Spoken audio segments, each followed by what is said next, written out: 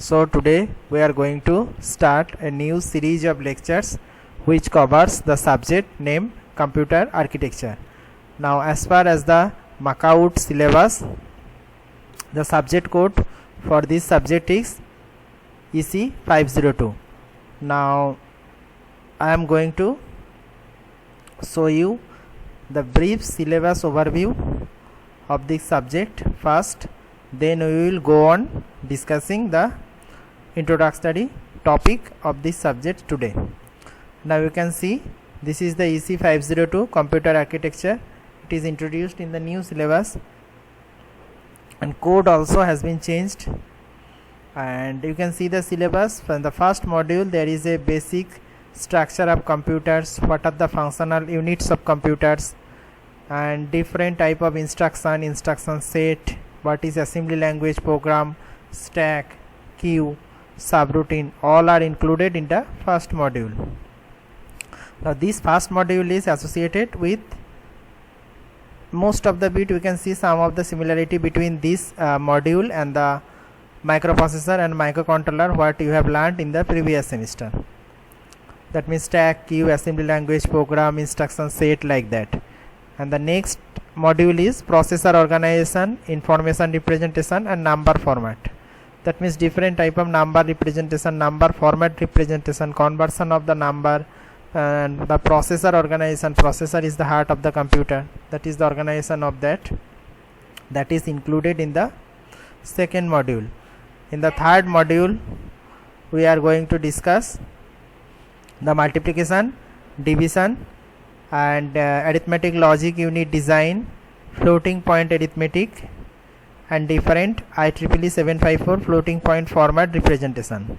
And next module we will going to design the control unit of the computer, and which is also associated with the hardware component design and with the help of the some sort of instruction set.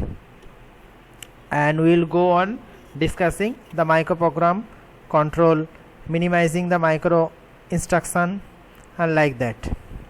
And the next module we will go on discussing the memory organization. Now the memory is a very integral part of the computer, and in this module we are going to see the random access memory, read-only memory organization, memory management, concept of cache memory which is a very fast memory in the computer. Also we will discuss the virtual memory, associated memory, direct memory access which is a topic included in your microprocessor syllabus, and input and output system. This interrupts is a very common topic in the microprocessor system. So in this subject you will see different topics that will be also covered in your microprocessor and microcontroller subject. And the last module, the concept of parallel processing comes into picture, and this is associated with the microprocessor 8086 architecture, that is the pipeline architecture, parallel processing and different interconnect network that will be discussed in this module. So this is the brief overview of the syllabus, and you can see this is the recommended books by the University Makaut. We can consult any of the books if you wish. And this is the final module based course outcome. That means from the first module you will learn how the computer will work, and in the second module you know the basic principle of computers working depending on the number system, because computer actually performs operation of different numerical operations. And in the third module based outcome is analyze the performance of the computer, and it is also associated with the control unit design, that means the performance of the computer. And in the fourth module based outcome is how computer are designed and built. It is also associated with the memory design, that means without memory no instruction will run. You have to store some sort of data and instruction within the computer to make it happen according to your wish. So that's why some sort of memory is required. So different type of memory organization will be discussed in this module based outcome number 4, and the last is module number 5, that is associated with the pipelining architecture and the parallel processing of the computer. That is a very much similar thing with the 8086 microprocessor system. So these are all the syllabus and these are the subject code EC502. So we will now discuss some basic concept behind and the history of the computer first, then we will go on discussing the number system representation and the instruction set. So first topic in this module is what is computing. And computing, you can read the definition from here, that the computing refers to the problem solving. It is actually a problem solving method. Okay, that means you may add the two number, that is also a problem, subtract the two number, multiplication of the two number, division of the two number. Okay, so that is the problem, and computing is refers to solving on the problem with the help of the programming. Now computer are machine that solve problems by storing and manipulating the information. The manipulating information means you have to get some sort of program written in the computer to get the data manipulated and get back the result according to your wish. Now nowadays computer are digital computer, that means previous day computer data stored is analog format. Now all of the world is digital. Now the information stored in the computer in the form of the digital, that's why it is called the digital computer. And most common encapsulation of the information is a set of variables. That means you want to store the different set of data in any kind of programming languages.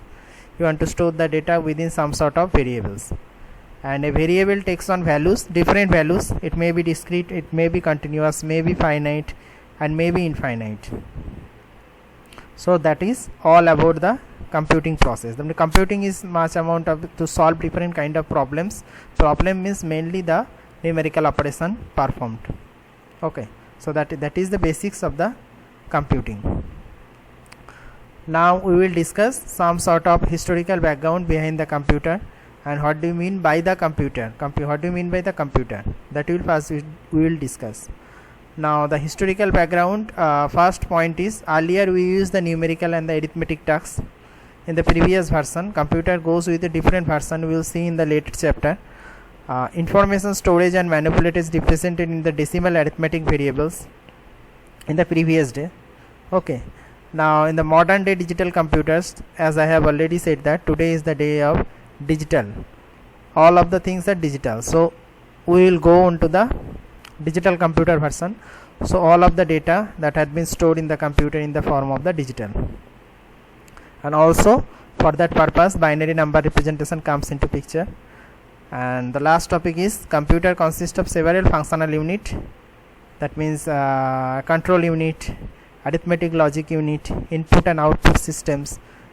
That we will see the diagram of the different functional unit later, how the computer is actually building block of the computer is built based upon that.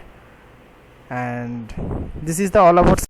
So this is the small introduction of the syllabus and the subject overview. So next we will discuss the history of computers. So before discussing the history of the computers, first we will learn what is a computer, and next we will go on some historical background of the computers next. So this is the definition, a very basic definition of a computer. So computer is a machine which can perform many tasks that I have already said previously, that initially it was built, the computer was initially built to perform different type of arithmetic operation, or you can say in the later section of the computer history, the computer also can perform the different logical operation also.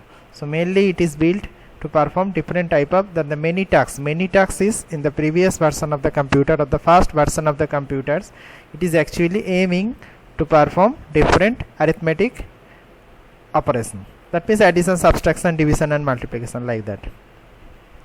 And the second point is it was originally invented to do speedy and accurate calculation. It can be used for other purposes too. Now the other purposes nowadays, it can extend it to to perform different type of logical operation, and also the different types of file transfer operation, copying operation, and like that.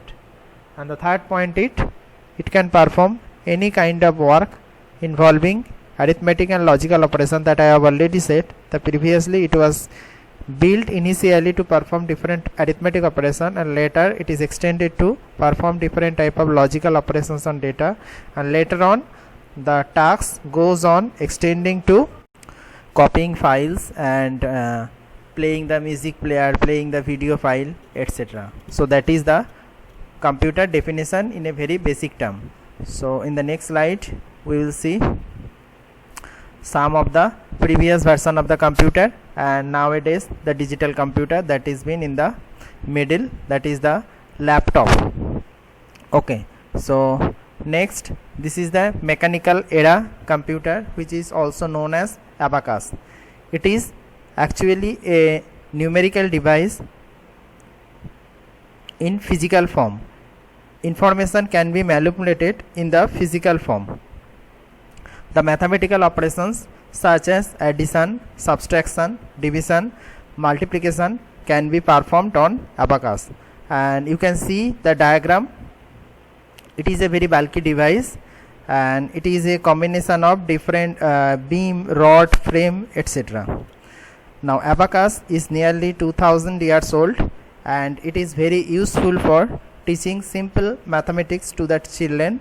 The abacus has a wooden frame with vertical rods on which wooden beads slide. Arithmetic problems are solved when these beads are moved around. Beads are considered counted when moved towards the beam that separate the two deck, the upper deck and this is the upper deck and this is the lower deck. So this is the physical description. A skilled abacus operator can work on addition subtraction problem at the speed of a person equipped with a hand calculator. That means the speed is almost equal with a calculator speed. The abacus is still used in today, principally in the Far East. So this is the computer in the mechanical era. Next, Sickert's calculating clock. Now this is the beam and rod arrangement in the abacus computer. Now the first gear driven calculating machine to actually build probably the calculating clock. So you can see the diagram of this Sickert calculating clock. It is a gear driven device, and this device got little publicity because the scientist died soon after in the plague. Next, Pascaline. In 1642, Pascal at the age of 19 invented the Pascaline as an aid for his father, who was a tax collector. Up until the present age, when a car dashboard went digital, the odometer portion of a car speedometer used very same mechanism as the Pascaline. Now the Pascaline is still used today in different version of the device.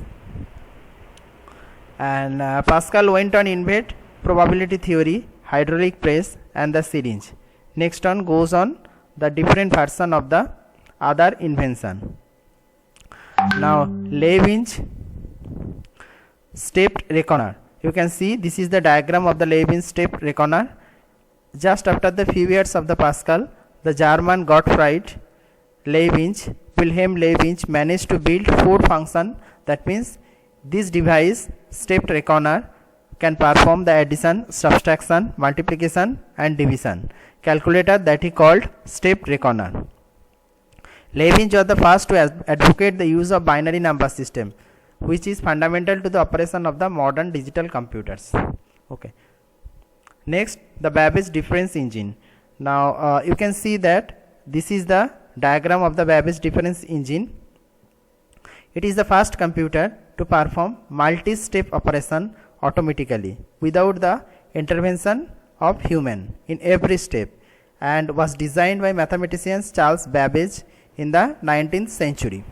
A difference engine is a special purpose mechanical calculator cum computer designed to tabulate polynomial functions. Since logarithm and trigonometric function can be approximated by polynomials, such a machine is more general than it appears at first. So you can consider that the Babbage difference engine we can think of that it is still a mechanical device, but it can compute the difference multi-step operation without the intervention of a human. That is the main advantage of this Babbage difference engine. Now Mark I computer. You can see this is the diagram. The Mark I computer was made in 1944, and this is a special step in computer history because Mark I is the first automatic digital computer in the world, but the size of the computer is somewhere very much large. ENIAC was computer very large in size obviously, and its technology is vacuum tubes.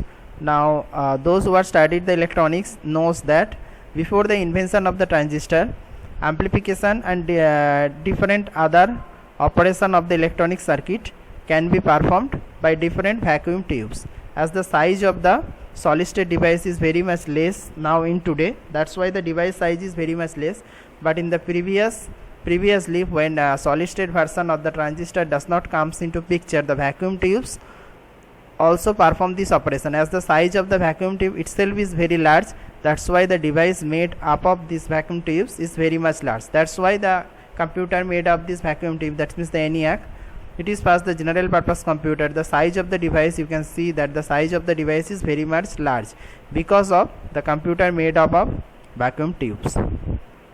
UNIVAC was the computer made in 1951. The computer was faster and smaller than the ENIAC and Mark I computer. Now the invention goes on how the size of the device or the computer goes on decreasing. Now on today, as you see that the laptop size of the laptop is very much less than the ENIAC computer. So this is the next version of the ENIAC and the Mark I computer. It is also faster in respect to computation speed, and also the size of the device is very much less. Now step to the modern computer will be discussed in the later section.